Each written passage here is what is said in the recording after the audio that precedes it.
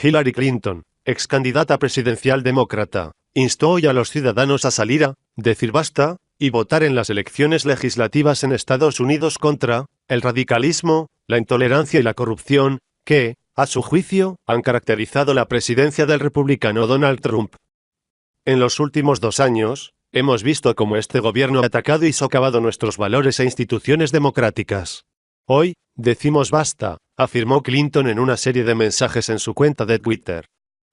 La también ex secretaria de Estado, 2009 a 2013, bajo la presidencia de Barack Obama, subrayó que no se trata solo de votar contra el radicalismo, la intolerancia y la corrupción.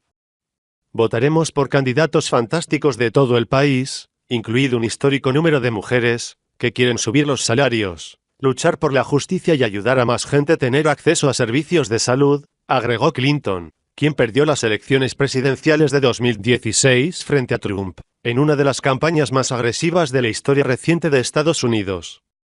En los comicios de hoy se renovarán los 435 escaños de la Cámara de Representantes y 1/3 de los 100 del Senado.